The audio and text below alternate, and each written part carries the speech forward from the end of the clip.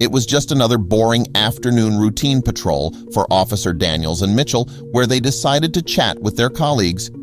Their conversation was interrupted when an elderly woman fell in front of them. However, instead of helping, Officers Daniels and Mitchell couldn't stop themselves from laughing. But their laughter was short-lived.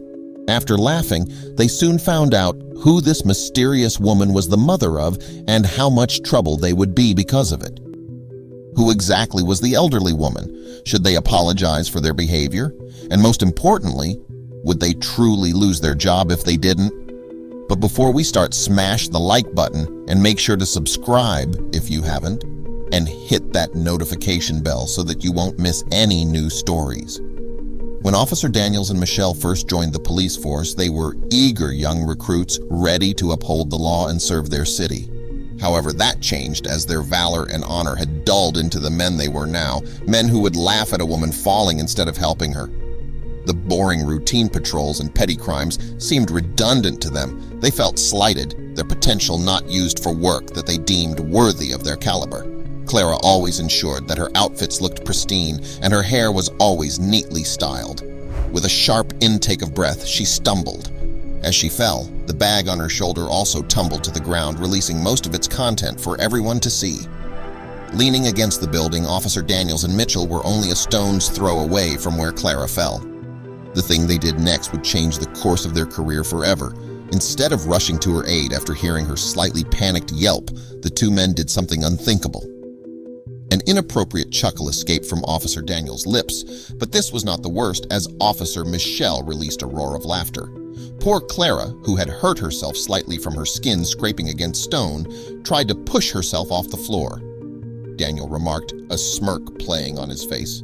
Mitchell, playing along, responded to this, grinning, a literal trip down memory lane. As they exchanged jokes, they didn't see the disapproving stares of onlookers as a small crowd formed around the incident. A young woman rushed forward toward Clara, gently turning her over and checking to see if she had any injury. As he stood up straight again, he cast a nasty glance at the two officers who were still making jokes about what had just happened. Seeing how they were too engrossed to notice if anything was wrong with Clara, the woman shot them a sneer. "How could you?" The young woman's voice trembled with fury as she addressed the two policemen who turned to her, stopping joking around. The two officers felt untouchable in their uniform, but when they found who Clara truly was, they would find that that wasn't really the case. She continued, "Is this the kind of protection and service we're supposed to expect from you?" she spat.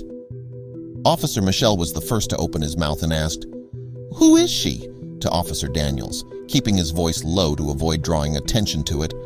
Officer Daniels merely shrugged, his usual confident demeanor wavering. "I don't know, but I have the feeling that we need to find it out." In the meantime, Clara was gently escorted to a nearby bench. Concerned bystanders tried to make her feel comfortable and were tending to the small scrapes on her skin. As Clara sat on the bench nursing her minor injuries, a storm of emotions raged within her. The laughter of the officers echoed in her ears, their faces etched in her memory. Over the years, she had noticed the dwindling number of officers patrolling the streets. The city was growing, and with it came new challenges. Crime rates were on the rise, and the police force seemed stretched thin. She understood the pressures they were under, the long hours, and the thankless tasks. By the next morning, the incident had become the talk of the town. Coffee shops, grocery stores, and street corners buzzed with hushed conversations.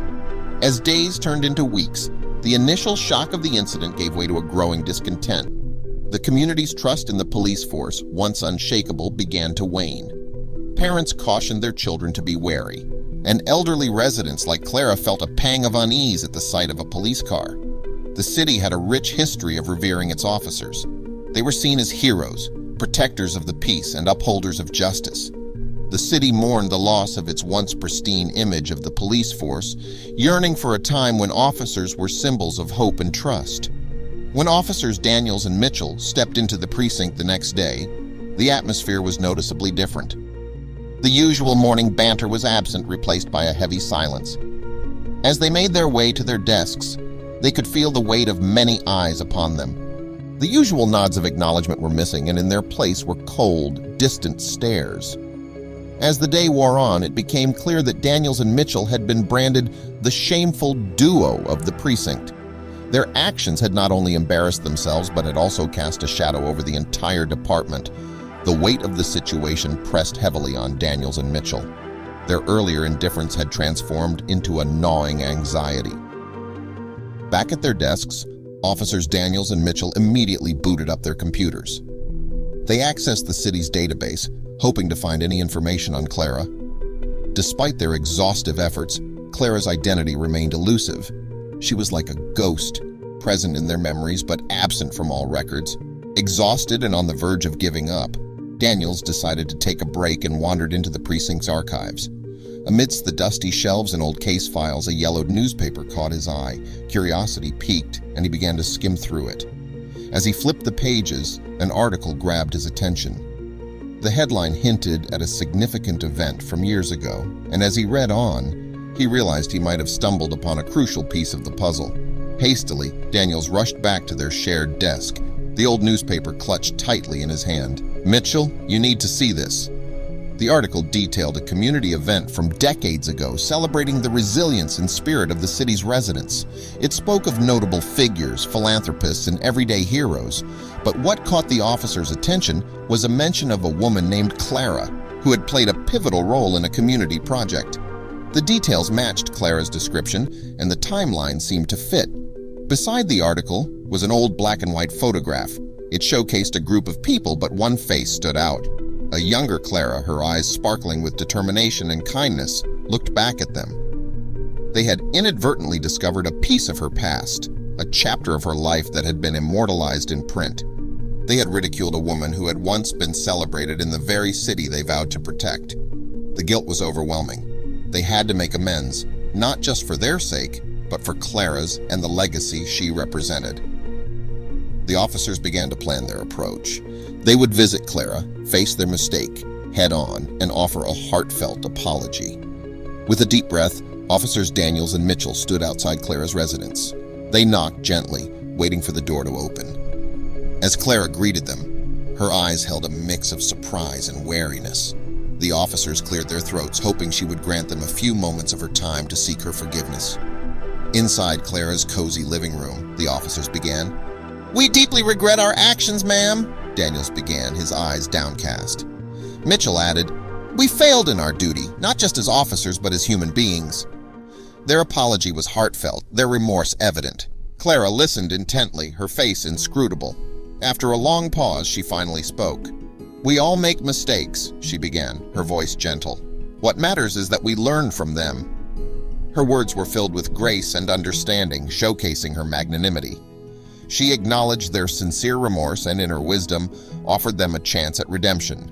Wanting to make amends in any way they could, the officers offered to drive Clara to her special place. As they arrived, the officers realized they were at a beautifully maintained memorial park. In front of them stood a statue, a tribute to community heroes of the past. Clara's eyes shimmered with tears as she shared stories of the individuals immortalized in stone, reminding the officers of the values they had vowed to uphold. As Clara continued, she dropped a revelation that left the officers stunned. "My younger son," she said with a hint of pride, "took up his brother's mantle and is now the chief of police." The weight of this information settled heavily on Daniels and Mitchell.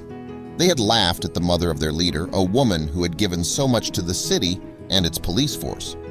Seeing their shock, Clara gently continued, "I didn't tell my son about the incident. I believed that you both would realize your mistake and come to apologize." Her faith in their inherent goodness and the possibility of redemption was evident. "Everyone can lose their way," she said softly, "but it's never too late to find the right path again." With heads bowed, they made a silent vow to Clara, her heroic son, and themselves. They would strive to be better, to uphold the honor of their roles, and to serve their community with genuine compassion and respect. As days turned into weeks, the community began to notice the change in Officers Daniels and Mitchell. Their genuine efforts to make amends and their dedication to their roles slowly began to rebuild the trust that had been broken. The story of Officers Daniels and Mitchell became a beacon of hope for the city. The tale was a reminder that it's never too late to right one's wrongs and find one's way back to honor.